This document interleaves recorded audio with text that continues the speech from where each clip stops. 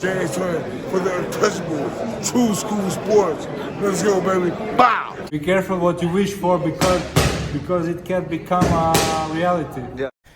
The untouchable true school sports empire. And y'all know the rest, man. Now listen, this is my official Keith Thurman versus Brock Jarvis post-fight review, and the result of the fight is, in fact, an emphatic, a very entertaining, and a very one-sided third-round stoppage victory for Keith Thurman. His first stoppage victory, and I believe it's like in 102 or 104 months. I'd seen a tweet about it on Twitter.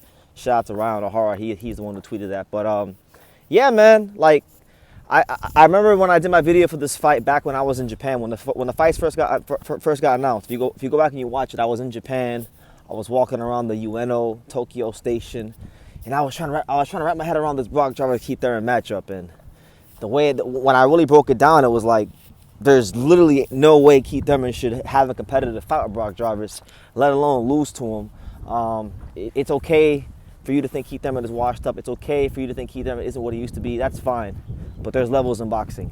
And Keith Thurman showed you guys the difference between a guy that's maybe like a top domestic level fighter at best and, you know, a guy who was at one point in time, you know, the top fighter in one of the most glamorous weight classes in boxing. So, you know, just to dissect the fight, Brock Jarvis came out early in the first round, you know, trudging hard forward, coming forward, throwing really just heavy shots. Whatever he had, whatever was his best to give, he gave it in that first round, trying to throw bombs and get Keith Thurman out of there. Now, it didn't work. Keith Thurman was the wily veteran, composed. And then we got into the second and third rounds, and it was target practice pretty much. You know, Keith Thurman circling the ring, using lateral movement, committing to the body, investing to that body, finding holes to the body routinely on Brock Jarvis. And then, you know, he threw like a 4-punch combination. The 4-punch being he pivoted on the inside and then hit him with an uppercut. And then eventually, you know, he got a stoppage. So Keith Thurman is back in the win column.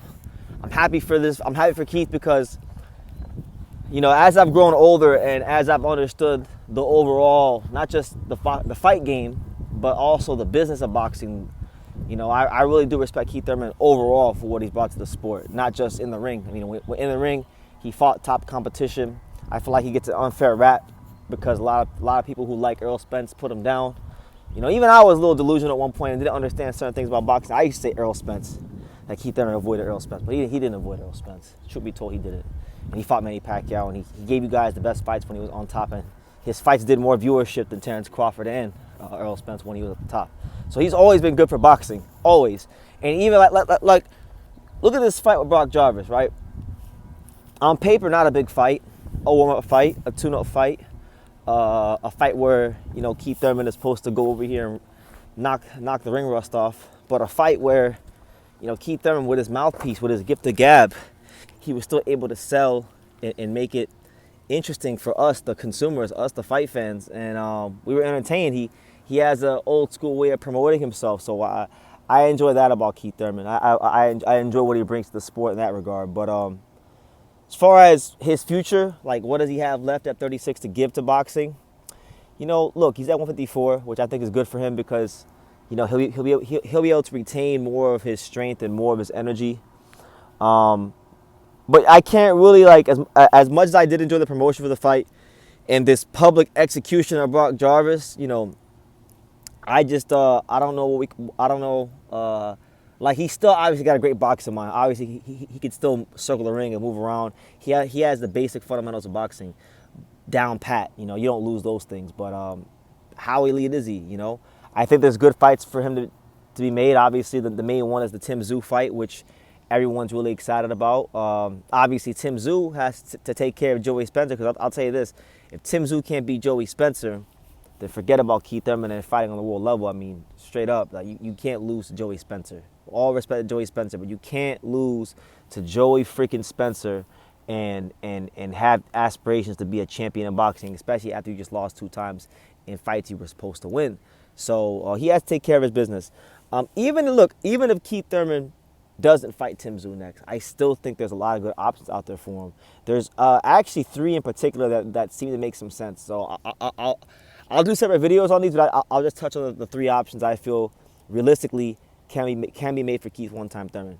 We'll start with the elephant in the room, Earl Spence.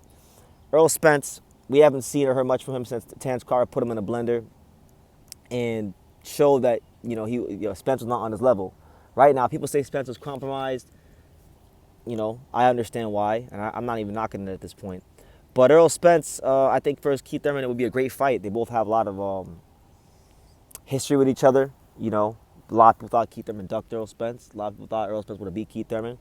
I think now the fight makes a lot of sense if both of them still have it in the heart to box. And I think the fight in America could still be a commercial success. So you have that fight.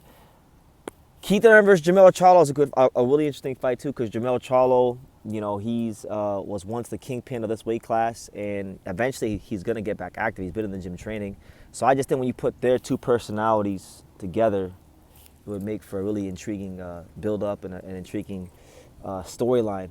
So I think that could be really interesting. And then the third one, now this one is probably the wild card in all the fights. This one's probably not gonna happen, but a man can dream, right? So for me, for those of you who don't know, right, I was, back in the day, like when he was active, I was the president of the Kell Brook fan club here in America. I love Kell Brook. Kell Brook is actually my favorite welterweight of that era. Most people don't even realize about me that Kell Brook is actually my favorite welterweight from that whole era of like Crawford, Spence.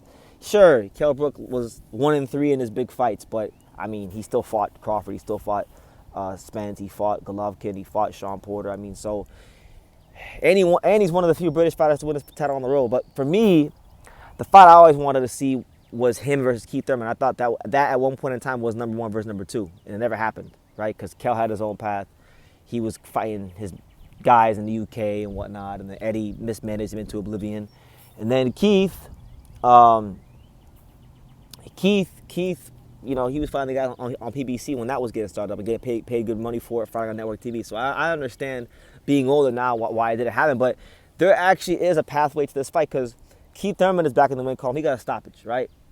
And Kell Brook is back in training, fresh off of having his child with Ebony Bridges, which is that I don't want to talk about that. That's personal business. That's his prerogative. But like that's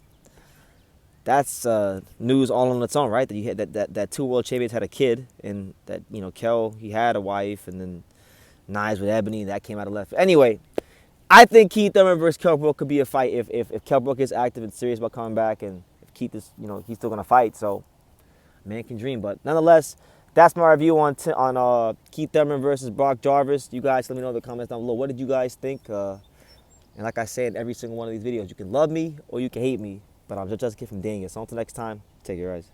Thank you for watching another video on the untouchable True School Sports Empire. For more great boxing content just like this, make sure you guys click right over here. Keep watching my boy BT put on the best interviews out here.